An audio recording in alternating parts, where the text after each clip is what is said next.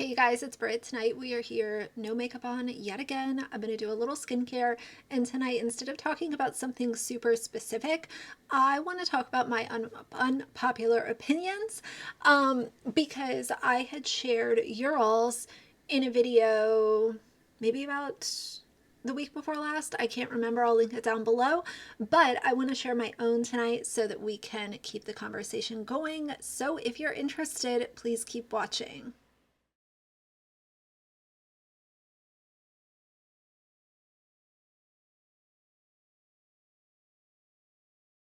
All right, you guys, so I have my little Cure skincare um, microneedle session like ready to go. So I'll just include a sped up clip at the very end because the microneedles, despite the fact that they are small, they do make me bleed, and I know that that might be unsettling for some people to watch, so I will include that at the very end for anyone who is interested in seeing the application again. No, this video is not sponsored. They have no clue that I'm even talking about it, but I figured I would do that tonight because I didn't wear makeup all day. My skin is again on its worst behavior, and I really appreciate the compliments that you guys give me, but I am not having a good time right now with my skin.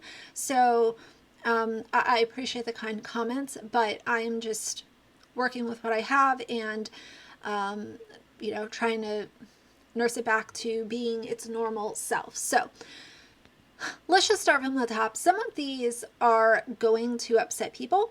So I want to give a disclaimer in the beginning of this that if you disagree with any of these unpopular opinions, that is completely fine.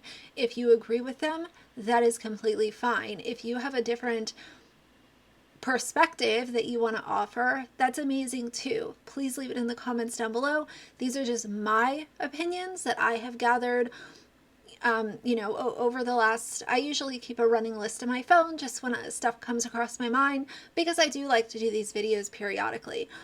So let's just start from the top. Number one, kids don't owe their parents a relationship as an adult. Now, whoa, whoa, whoa. I can already hear people, oh, but it's your mother. Oh, it's your father. Oh, it's your whatever. Just because somebody gave birth to you and was a large part of your childhood, if that person caused you pain, trauma, some kind of PTSD, some kind of traumatic moment that you are still dealing with as an adult, you don't owe that person a relationship as an adult. Once you are an adult and you are out on your own, you can have the you can have the willpower to go ahead and decide who is going to receive your energy, who's going to be in your life.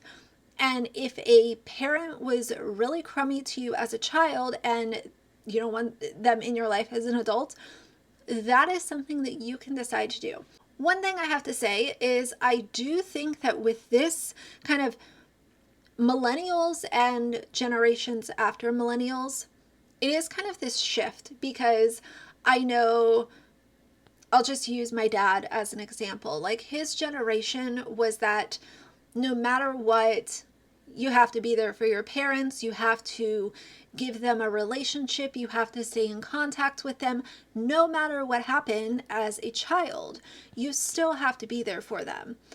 I think that people are changing the way that they look at that now because, number one, not only are we kind of unpacking things as adults with therapists or people who you trust. There are also a lot of people who have to be on medication because of things that they went through as a child. And no matter what it is, if you feel like your life is better off by not talking to your parent, then that's your decision to make. No guilt trips, no, oh, but it's your mom, oh, it's your dad, oh, it's blah, blah, blah. I'm not here for that. I am here for people protecting their energy, protecting their mental health. And if removing someone from their life is going to allow them to live more freely and a better quality of life, then I am here for it always. Number two, this one's a little bit lighthearted. I will be 100% happy if I never go on a cruise ship in my life. To be quite honest, I was talking to one of my friends the other day about this, and cruises have never been intriguing to me. I've never thought, hey, I want to save up and go on a cruise. I'm interested in, you know, going from this island to that island or whatever. I'm not into it, not interested. I don't want to be on a big ship in the middle of nowhere with a bunch of strangers. Even if I'm with a few people that I know and I trust, that doesn't really matter.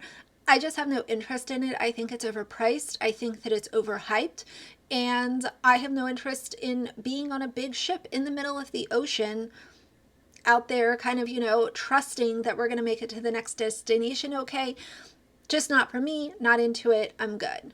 Next, insulin and menstrual products should be free. I don't think that people should have to be paying for insulin, and I also don't think that people should have to be paying for period products. I think that it's absolutely ridiculous, and I don't understand why some people do look at things like this as an unpopular opinion, even though a lot of people will agree with it. I have still seen it be very polarizing as far as the conversation, especially when it comes to insulin. I just think that there are certain things that should be provided to people at no cost, and insulin and menstrual products are top 2 on my list. Next, Birkenstocks are absolutely hideous. I know, cancel me now. I'm sure that there are a couple people watching this that love Birkenstocks. That's awesome if you do. I find them to be hideous, and when I see Birkenstocks that are fully broken in and worn a lot, it looks to me like the shoe would smell bad. And maybe I'm passing judgment, but I can't stand Birkenstocks, and I think that well-worn in Birkenstocks look like they would smell to high heaven. But either way, that's my opinion. Next, money doesn't buy happiness, but it can reduce someone's stress. If you think about the cause of stress in a lot of our lives, it comes down to not having money to pay bills, not being able to pay bills on time, having to budget for things like groceries, especially in this economy that we're in right now. So no, you can't just give someone money and expect that they're going to be happy, but I do believe wholeheartedly that money can help remedy some of the stress that people go through as far as how am I going to feed my family? How am I going to make sure that all of my bills are on time? So on and so forth. Next is alcohol are the new cigarettes. I think that this is just, it's another avenue to discuss kind of wine mom culture and this culture that we're in where, the rosé all day and all of this kind of stuff. Alcohol is bad for you. And I'm not here to shame anyone. You can do what you want. If you smoke cigarettes, that's okay too. But when it comes to alcohol, you're still putting a poison into your body. And I know that there are a lot of other, poisons that we can put in our bodies as well. But the way that alcohol is normalized, the way that there are social events created around alcohol, people would look down on people who were seeking ADHD medication or some kind of medication for another medical or mental health issue that they were experiencing. They would look down on that, but this is someone who's drinking a 6-pack a day when they come home from work. But they're looking down on somebody who is trying to medicate in order to help their mental health and their mental state. I never understood that. I find alcohol far too normalized. It causes way too many tragedies. There are people getting behind the wheel and driving drunk, despite the fact that there are things like Uber and Lyft and other ride-sharing programs, and you can do things like Metro or bus. Alcohol and me, I've really changed my stance over the past couple of years, because I used to be someone who totally understood, like, hey, you want to stop at a bar on the way home? I never really thought twice about it, but in between social media, things that I've seen on the news, and just the way that I think through things, I'm not into how normal alcohol is, and that's just my opinion. All right, this one might get a little spicy. It might upset some people, but here it is. Kids way too often mistreat a dog or a cat, and it is filmed and put on social media, but the parents or the people who are in the room while this filming is taking place, they are laughing and making it a joke instead of correcting the behavior. And if you look at the pet and you look at this child, all you can do is come up with the most feasible outcome to what could happen with this. And I think of people like Nikki and Dan with what happened allegedly with their child, even though I don't believe that. Their child mistreated their dog. Allegedly, the dog ended up snapping on the child and giving the child a very small bite, which I still don't believe any of what they said. But when you see kids mistreating pets, how else is the pet supposed to communicate with the child? You're not being a parent and correcting their behavior yourself. And when you leave it up to an animal, their only defense is to bite, is to give a little nip and say, I'm uncomfortable with this, I don't like it. And what happens? The pet, whether it's a cat or a dog or whatever, is then taken to the shelter, and if they're not rehomed, they are euthanized. That's not okay. I'm so sick and tired of seeing these parents putting this stuff on social media, thinking that they're having some, cute little video that is going to go viral. And all that it is an exhibit A of a child mistreating the family pets and the parents laughing instead of correcting the behavior. It really, really pisses me off. And the next one kind of ties in with what I was just talking about, but in my opinion, some people shouldn't be parents to kids or pets. I don't think that some people are cut out to care for another living being. And that might be a hot take, but I see this all the time. It's not that they're bad people. They are just not equipped, and they don't have that part in them to be selfless in order to extend love and care to a child or a pet. And that's okay if that's, what it is. But then we also have situations where these people end up having children, and that's where we see all of these news headlines where, parents are mistreating the kids, they're abusing the kids, they're, getting CPS called on them. And in some of the scenarios, the parent or parents end up unaliving the children. These are people that were never meant to be parents.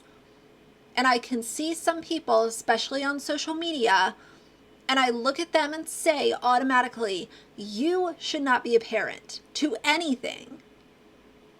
So the next one is kind of a two-parter put into one, but part one is women can be just as abusive as men.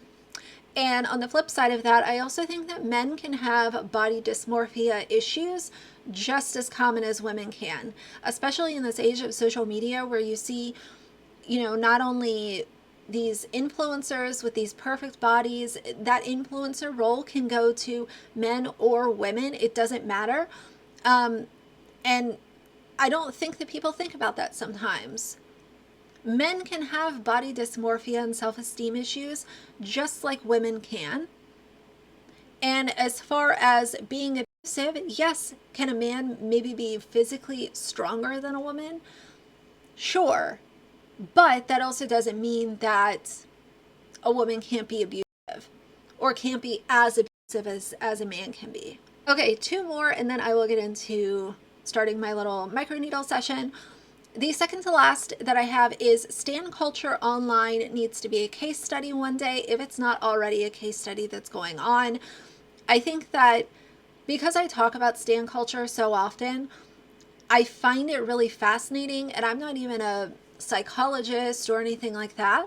I would love to see somebody who's way more intelligent than me actually dive into this stan culture that we're seeing all over the internet and kind of dissect it from a psychological point of view.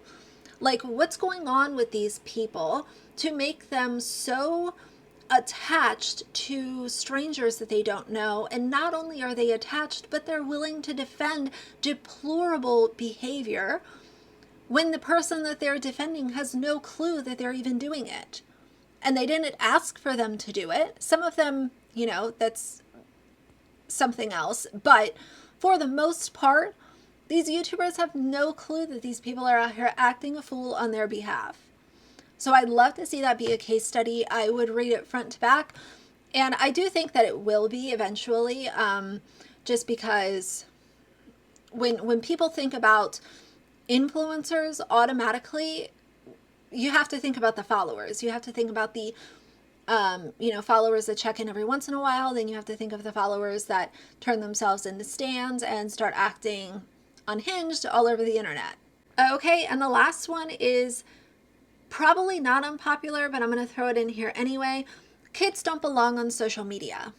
They shouldn't have access to social media through their iPads or phones, and their images obviously don't belong on social media. I talk about that all the time. But children, let's call it under the age of 16, in my opinion, they should not have a device where they can access apps, especially like TikTok, Facebook, Reddit. I know sometimes Instagram can be a little bit more lighthearted, but in order to keep it safe, I would just kind of think of all social media. If you think about the things that happen on social media as a parent, let's say that social media was a brick and mortar store. Would you take your child into that brick and mortar store supervised? Some of y'all wouldn't even go in there supervised. Imagine sending them in there unsupervised. They might come across things accidentally. They might come across things intentionally. They might start talking to strangers. Strangers might start following your children's every move. Then we have things like location services, geotags, all of this kind of stuff. And if you're not going to send your kid in there supervised, then why in the world would you give them a device and allow them to entertain themselves? I don't understand it, and it might be a little bit of being judgy, but I call it using common sense and not wanting to send a kid into a super scary place that is the internet. There are really bad things that happen online, and I don't think that kids should be exposed to that earlier than the age of 16, and that's my opinion. All right, so I'm going to speed up this last clip while I do this little treatment, and I'm going to close the video out here just in case you guys want to click off. But yeah, leave some more of your unpopular opinions down below if you want to. I will be checking the comments. But yeah, for now, if you like the video, please leave a like and a comment. And if you'd like to see more from me in the future, please subscribe. I'll see you guys soon.